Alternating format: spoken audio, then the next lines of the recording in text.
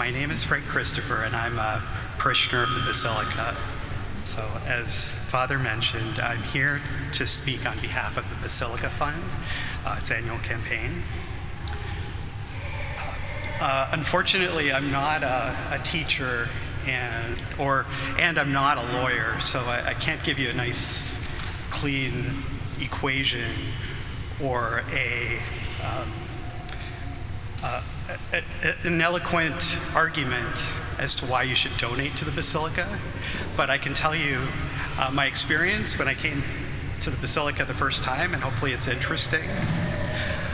When I first attended Mass, after Mass, I came up to the pulpit and I went on a tour of the Basilica, and a docent led us on a very interesting tour and talked about the things that are here at the Basilica. And after the tour, the friend that I was with said, "Frank, you'd be good at that. You should consider giving a tour." And I was surprised and shocked by that because I hate public speaking. The thought of speaking to 10, 20 strangers was utterly frightening. So I thought I'd persevere, and thought it would be a great experience, and I thought, what's the worst that can happen? It's not like they're asking me to come up during Mass and speak. So I went to the bulletin, I signed up to be a docent, and it was very interesting. The organization was very efficient. They were very careful of our time. We had a world-class theologian speak to us, and he explained the connections of the things in the Basilica and the people, how they connect to the community, how they connect to the country and to the world.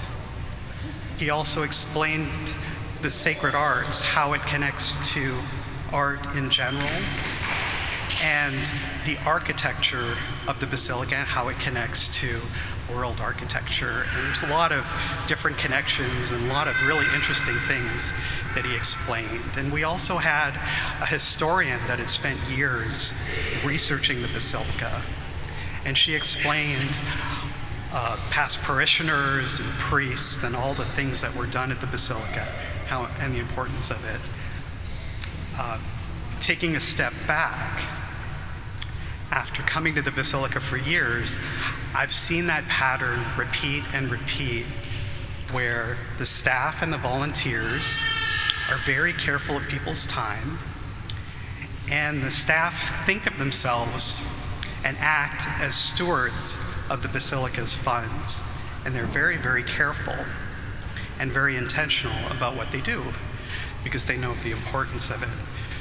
So for me, I took the training as a docent, and I came for my first tour, and there were 7 strangers, and I was absolutely correct. It was the most frightening thing that I've ever done.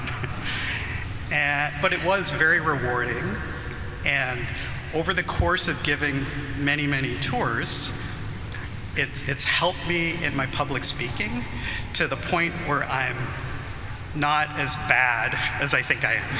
So it's very wonderful.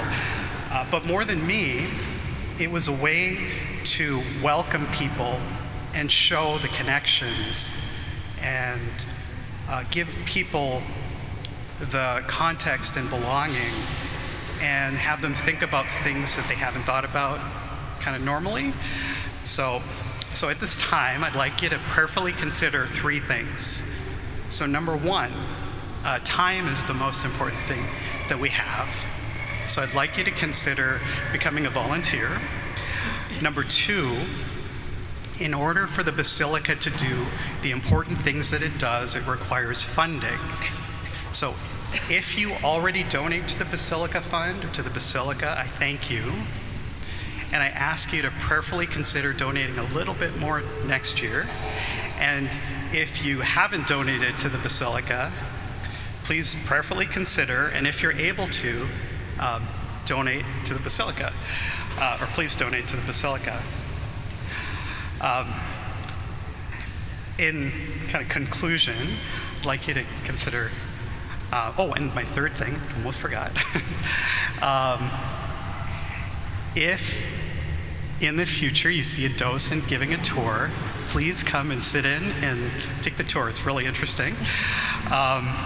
So remember that your presence at the Basilica, whether it's in person or virtually, is foundational to the parish. And the things that you give to the Basilica are truly transformational.